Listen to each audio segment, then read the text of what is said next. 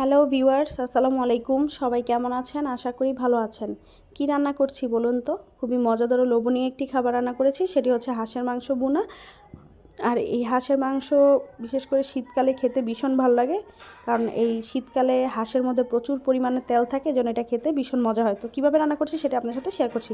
এখানে প্রায় 8 কেজি পরিমাণ হাঁসের মাংস আছে। এটা ভালো করে ধুয়ে পানিতে ঝরিয়ে রেখেছি। রেসিপিটি যদি ভালো লেগে থাকে তাহলে অবশ্যই লাইক, কমেন্ট এবং শেয়ার করতে ভুলবেন না। তো এই তো একটি বড় পাতিল বসিয়ে দিয়েছি। এখানে প্রায় আধা কেজি পরিমাণ সয়াবিন তেল দিয়েছি, আধা কেজি পরিমাণ দিয়ে দিয়েছি পেঁয়াজ কুচি। এখন একটু পেঁয়াজটা নেড়ে নিচ্ছি। 10-12টার মতো দিয়ে দিলাম তেজপাতা। এখন এই পেঁয়াজটা একটু হালকা বাদামি করে ভেজে নিব।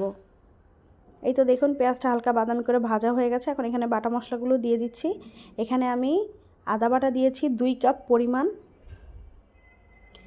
আর রসুন বাটাও দিয়েছি 2 কাপ পরিমাণ। তারপরে আমি এখানে জিরা গুঁড়া দিয়েছি প্রায় 1 কাপ পরিমাণ। আপনারা অবশ্যই চেষ্টা করবেন জিরা বাটা দেওয়ার জন্য, এতে করে টেস্টটা খুব ভালো হয়।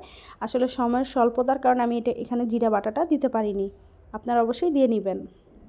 আর এই জিরা গুঁড়াটা আমি কিন্তু তেলে নেই নাই বা ভেজে নেই নাই, আমি এটা সরাসরি ব্লেন্ডারে ব্লেন্ড করে নিয়েছি। তারপর এখানে দিয়ে দিচ্ছি 1/2 কাপের মতো গোলমরিচ বাটা, দিয়ে দিচ্ছি 1/2 কাপের মতো গরম মশলা বাটা। একটু ঝাল ঝাল হলেই আসলে এই মাংসটা খেতে ভীষণ ভালো লাগে।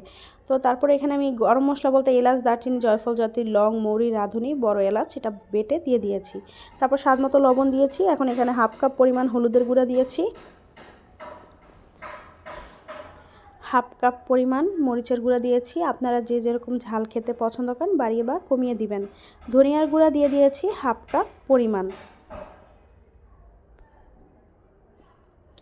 এই মশলাটা যত ভালো করে কষানো হবে তত এটা খেতে ভালো লাগবে। আর আপনারা অবশ্যই মাংসের পরিমাণ অনুযায়ী মশলাটা বাড়িয়ে অথবা কমিয়ে দিবেন।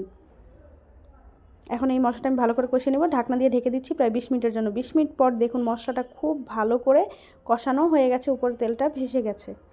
তো এখন এখানে আমি ধুয়ে রাখা হাঁসের মাংসগুলো দিয়ে দিচ্ছি। এখন এটা ভালো করে আমি মশলার সাথে মিশিয়ে নিব।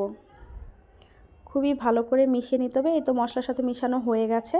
এখন এটা আমি ঢাকনা দিয়ে ঢেকে দিব প্রায় 30 মিনিটের জন্য।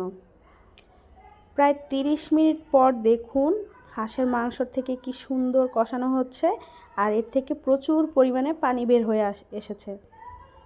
এই পানিতেই আসলে হাঁসের মাংসটা খুব সুন্দরভাবে সিদ্ধ হয়ে যাবে। এক্সট্রা করে মনে হয় না তেমন একটা পানি লাগবে। এখন আবার ঢাকনা দিয়ে দিলাম প্রায় 20 মিনিটের জন্য। 20 মিনিট পর দেখুন এর থেকে আরও প্রচুর পরিমাণে পানি উঠেছে, আর মশলাটাও সাথে মাংসগুলো খুব সুন্দর কষানো হয়ে যাচ্ছে। এখন আমি এটা নেড়ে নিচ্ছি খুব ভালো করে।